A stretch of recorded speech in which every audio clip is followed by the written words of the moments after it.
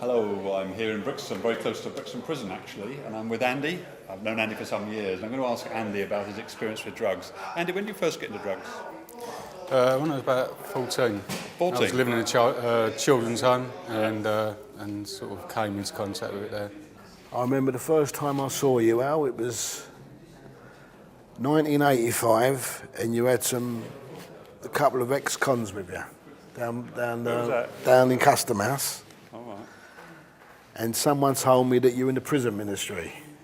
I was at Eton College. Eton? Oh, the Eton. That's right. Okay. And I started drinking very heavily. His father was a drug dealer, and he used to steal drugs from his father when I was at school. I was about 14.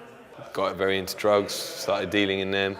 Eton doesn't have a reputation for this. Well, it's capitalism, the law of supply and demand. There's a lot of money there, and I think the media of today creates demand and so on. So. And you ended up in prison. The first time I met you in young offenders prison, probably 18, 19 years ago, wasn't it? Something like that. That's right, yeah. What were you in there for?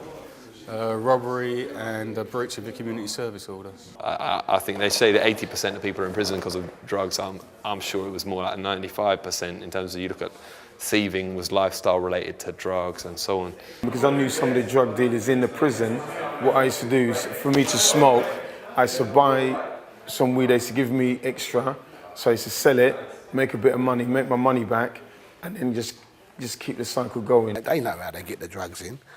One of the main ways is they get a little ball, cut it in half, fill it up with the gear, and throw it over the wall, where they was out of the way of the camera, and there's so many ways. But they don't take these drug dogs around the workshops or around their Peters. Why, I don't know. And I got into a fight down the West End, and a couple of guys knocked me out and they stabbed me in my face. And it was after that I decided, I went home, and I didn't realise that I'd been stabbed. I didn't realise I'd been knocked. I realised I was knocked out, but I didn't realise that they busted my head until I took my shirt off. And it was that night that I prayed. And when I prayed that night, I don't even know if I expected anything, but I prayed and I just said to Lord, which I hadn't prayed for years, that I don't want to live this life anymore. You're only thinking about that moment there and then, and you're not thinking about what you're doing to your loved ones or anyone else. So. Yeah. When did you stop taking drugs? When did you actually hit the brick wall and take the decision to say no? That for me was when I became a Christian in prison. They've got these drug-free, so-called drug-free wings, which don't work. They just do not work. But I would like to see a rehab, a prison, but it's a rehab. Mm-hmm. And have the dogs go round regular, have the blood tests regular. It might cost a lot of money, Alan, but it'll stop so much crime because they're going out and just going straight back thieving for their habit. If you look at the fact that 85% of people in prison are coming from single-parent families where there's no father around and broken homes, that just says an awful lot. So you think fatherhood's I think it's family policy is where it's at. I remember when you got beat up. Yeah, I remember that one as well. Yeah, attacked by a lump of wood and the bloke kneed me and all the rest of it, didn't it? But then there was a period where I did turn back to drugs briefly, and that made me very aggressive, the cocaine, etc. So I've seen you when you were aggressive. I've stopped that. I remember that. I've stopped that. I stopped that, and then I went back to the alcohol, and then ended up with an alcohol problem.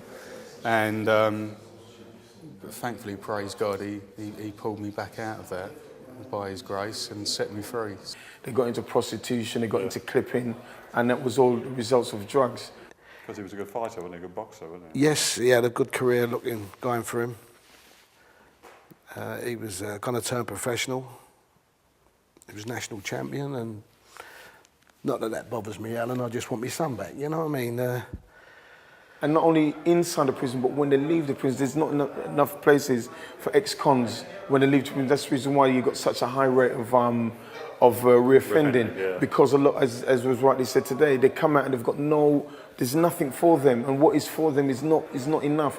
But then I met Christ, like I said, I might have done 3 years at this earthly court, but in eternity, I knew I stood guilty for all eternity, and there was not going to be a question of, can I do a little urine test? Because it says your whole heart is rotten. Yeah, I knew that there was an eternity facing me. I knew the sentence was fair.